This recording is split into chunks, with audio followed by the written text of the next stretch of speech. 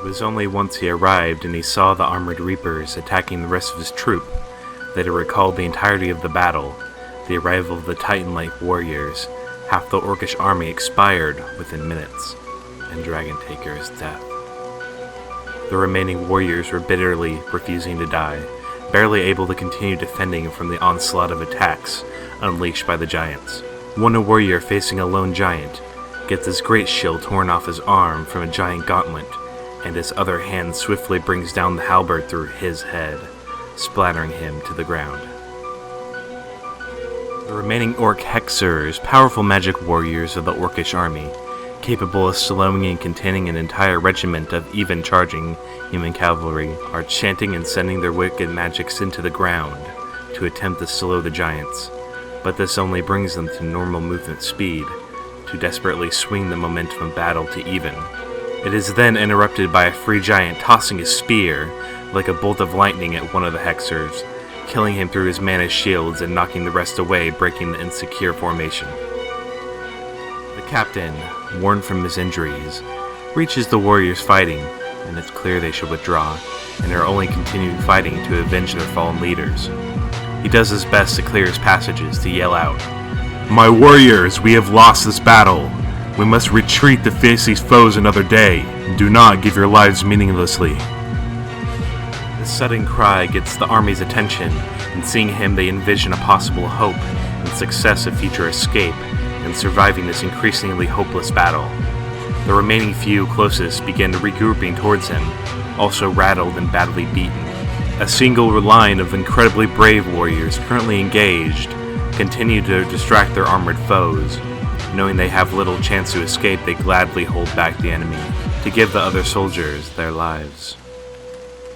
He turns his back and rallies the rest of his troops remaining, not daring to turn his head back towards the mayhem that has taken place, knowing that if he were to see the helm of even one of those abominable warriors, it would mean certain death. He marched in silence, only interrupted by the sound of plate smacking another leathery hide. Now that most smoke had cleared out, he was going to make his way through one of the smaller crags to a supplying outpost and relay a message to the main settlement of the Orcs about a threat they faced and the horrifying results of this battle.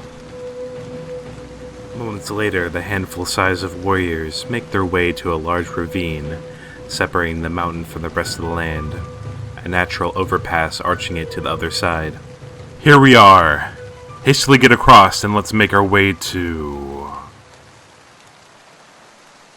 His speech is broken off by the familiar sound of wind escaping from the velocity of mass cutting through the air.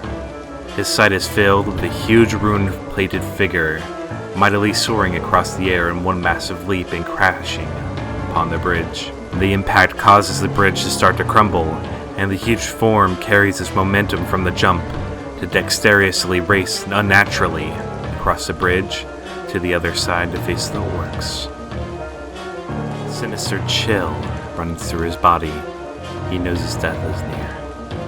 Not just his death, but his men as well. He knows the Orcs have nothing that can withstand the singular force. He attempts to stall the figure to regain precious time. "So, this is it then. We may have been bested today, but we will weather you down to your bones. Mighty as you may be, the four of you can't withstand thousands." He roars out to hopefully get something, anything from the mail-visored figure, knowing that a future retreat or battle is all but pointless now. He is met with only unmerciful silence and a visage of pure death. The figure then begins to draw his weapon again. All the remaining Orcs charge at their foe, their weapons ready at their sides for an upcoming clash. However, they only make it steps before the giant stabs its polearm in their directions. They are incapable of dodging as the slices come out multiple in an instant. The sound of impact is uncanny, like steel striking iron, like the blacksmith's tools busting raw ore. The Orc warriors that attempt to surround the enemy are brought swiftly to the ground, blood raining down around them. The captain is kneeling, his arms dropped to his sides, heavy armor torn apart from the force of the blows. He is gasping for breath. The armored behemoth steps over to him, his massive boots impacting the earth loudly.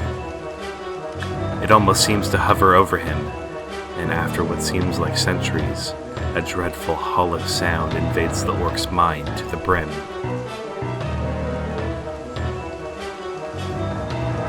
What are you?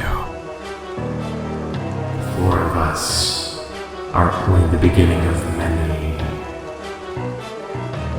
The orc mind reels at the weight of the thought of an entire legion of these foes, and he knows now the extinction of his people are a foregone conclusion.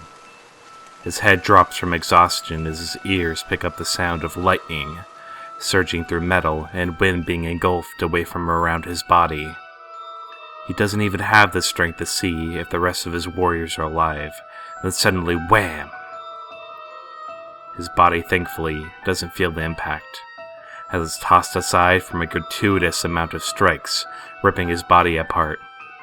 The feeling of pain and the moisture of the rain begins to fade away, as his vision suddenly crashes to darkness.